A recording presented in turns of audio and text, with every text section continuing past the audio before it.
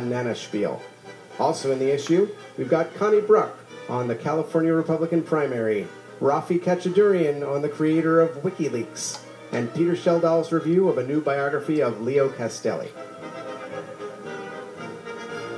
Ladies and gentlemen, this is your ringmaster, Blake Eskin. We're in the apartment of the New Yorker's dance critic, Joan Acachella. Prepare to be astounded and amazed by her verbal acrobatics and her critical contortions. Joan, thanks so much for having us over and for locking the tiger in the bathroom. My pleasure.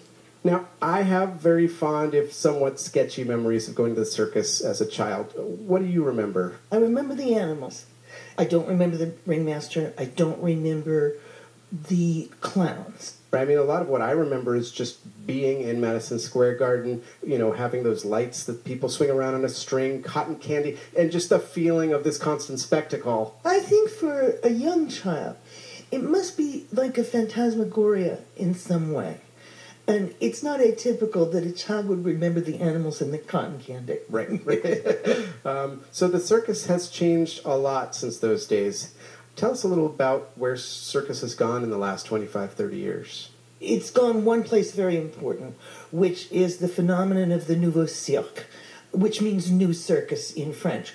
The nouveau cirque started in the 70s in France and elsewhere on the continent, but the big individual development was Cirque du Soleil, which is in Quebec, which is now an enormous enterprise. And so what distinguishes Nouveau Cirque from the big arena show that you and I saw as children? The Nouveau Cirque is much more like a show, like a musical comedy or something like that.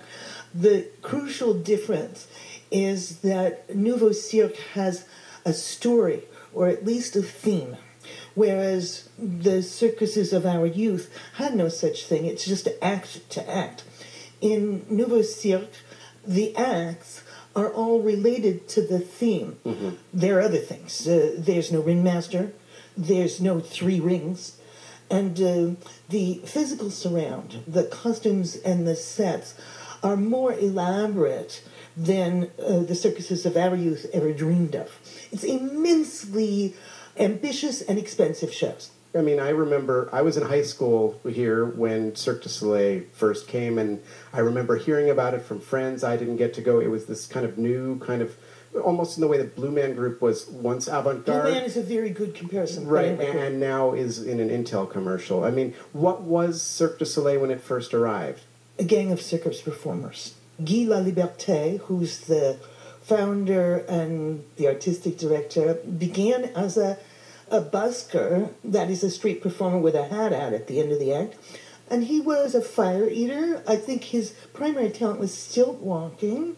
Then he and his cohort began to work in circuses and in fairs, and then it just went on from there. They now have 21 separate shows. And do you remember when you first saw them in New York? I would say 6 years ago. It was a show called Kidam.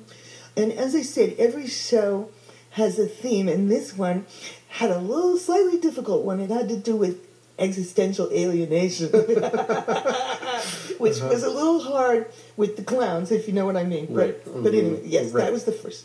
So the new Cirque du Soleil show that you review in your piece this week is called Banana Spiel, a name that I still, every time I pronounce, have a little trouble with. And it's playing at the Beacon Theater here in New York. Now, this is